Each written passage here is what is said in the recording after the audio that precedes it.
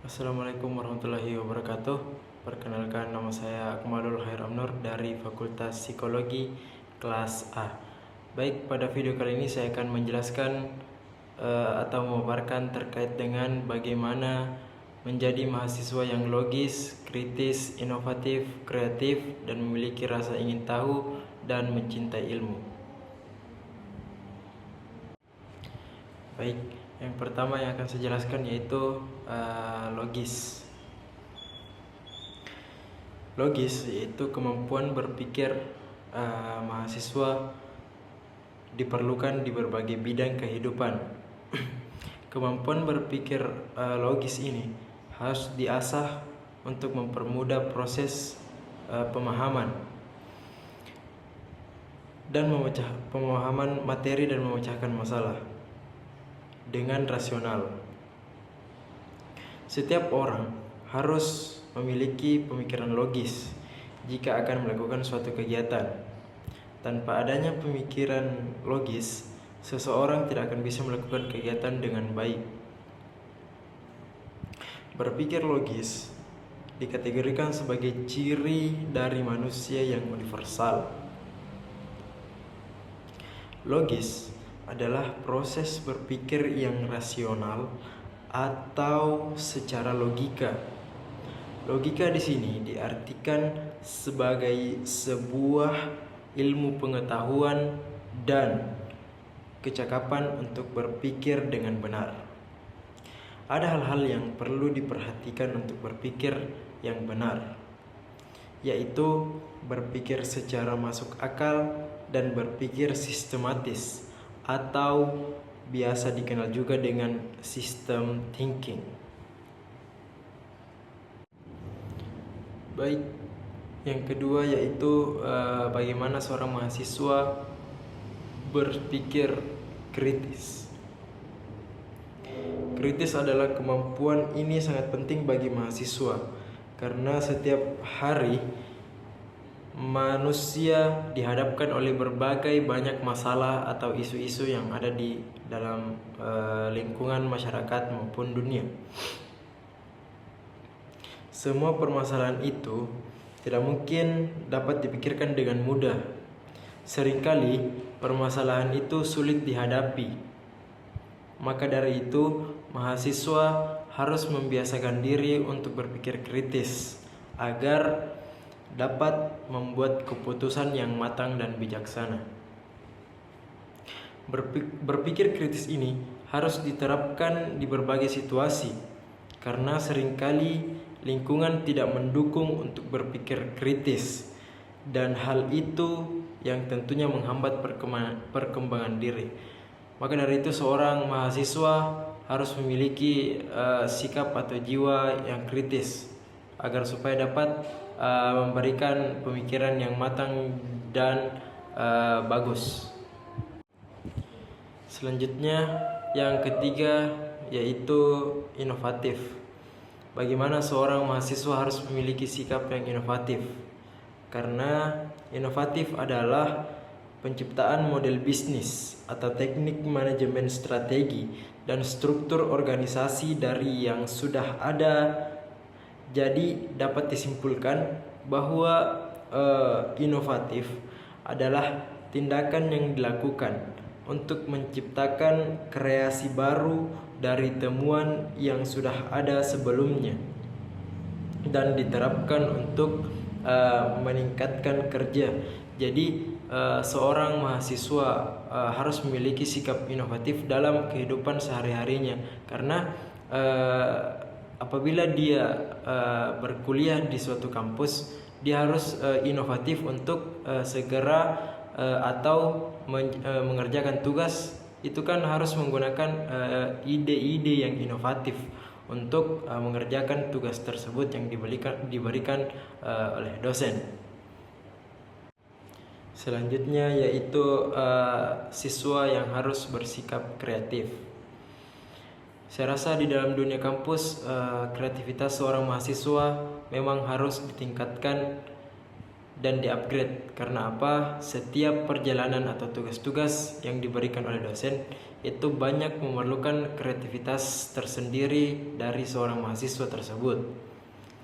Kreativitas merupakan bagian yang tak terpisahkan dari pemikiran sivitas akademika kampus, terutama mahasiswa, di mana kreativitas merupakan kemampuan untuk menghasilkan hal baru yang belum pernah ada sebelumnya.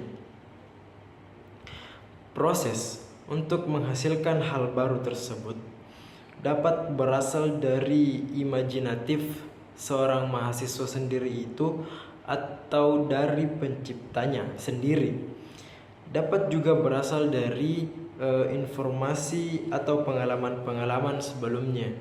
Jadi kreativitas ini sendiri tumbuh dari pikiran-pikiran dari setiap mahasiswa tersebut. Apakah itu pada saat dia melakukan sebuah kegiatan atau bahkan pengalaman-pengalaman yang telah ia lakukan sebelumnya. Selanjutnya yaitu menjadi mahasiswa yang memiliki rasa ingin tahu. Definisi dari rasa ingin tahu itu sendiri adalah suatu keinginan dari seseorang untuk terus mencari dan menggali ilmu serta informasi baru untuk menambah pengetahuannya. Rasa ingin tahu dapat memberikan dorongan ke dalam diri manusia menjadi semakin termotivasi dan memperdalam serta memperluas pengetahuan yang dimiliki agar mempunyai sudut pandang yang luas atau universal. Maka dari itu seorang mahasiswa harus memiliki sikap atau sifat rasa ingin tahu yang besar agar supaya apa yang menjadi landasan dari tugas-tugas yang diberikan oleh dosen itu banyak berpengaruh di rasa ingin tahu dari seorang mahasiswa itu sendiri. Baik, selanjutnya yaitu terkait dengan bagaimana seorang mahasiswa mencintai ilmu. Saya rasa hal ini sangat penting bagi seorang mahasiswa memiliki sikap ini. Karena apa? Rugi rasanya seorang mahasiswa berkuliah sampai perguruan tinggi apabila ia tidak mencintai ilmu. Untuk apa ia berpendidikan kalau dia tidak mencintai ilmu? Maka dari itu mencintai ilmu itu sendiri mempunyai definisi yaitu senang membaca buku-buku pengetahuan, memiliki rasa ingin tahu yang tinggi, semangat dalam belajar, tidak mudah menyerah, selalu produktif dan inovatif. Jadi saya rasa materi kali ini yaitu yang tentang mencintai ilmu itu terhubung dengan inovatif dengan materi-materi sebelumnya yang saya jelaskan tadi. Itu semua berhubungan dengan bagaimana seorang mahasiswa mencintai ilmu. Karena apa? Di dalam dunia pendidikan mencintai ilmu itu sangat penting karena itu yang menjadi motivasi untuk kita bagaimana melanjutkan pendidikan ke depannya. Sebelum kita memasuki lebih dalam lagi tentang pendidikan, pentingnya kita mencintai ilmu tersebut terlebih dahulu agar supaya apa? Apabila kita sudah mencintai ilmu, semua pendidikan yang kita lakukan, pelajari dan segala macam itu pasti akan sangat mudah kita rasakan karena kita sudah mencintai ilmu sebelumnya. Baik, selanjutnya di sini saya akan memaparkan terkait dengan contoh-contoh atas materi yang telah saya paparkan tadi. Yang pertama yaitu contoh dari bagaimana seorang mahasiswa berpikir secara logis. Adapun contohnya yaitu yang pertama, Anda selalu menanyakan alasan terlebih dahulu. Jadi seorang yang berpikir logis itu sebelum dia menjelaskan panjang lebar, dia harus mencari tahu apa alasan dari gagasan yang dipaparkan tadi oleh orang tersebut. Yang kedua, menjalankan sesuatu sesuai rencana. Jadi seorang yang berpikir logis tidak akan merubah rencananya yang telah dia rencanakan dari awal. Maksudnya dia tidak mempunyai planning lain selain rencana awal yang telah dia susun. Jadi dia tidak akan berganti-ganti planning untuk perencanaan sesuatu. Yang ketiga yaitu perkara mencapai target bukanlah sulit. Jadi seorang yang berpikir logis itu selalu berpikir bahwa perkara untuk mencapai target bukanlah hal yang sulit.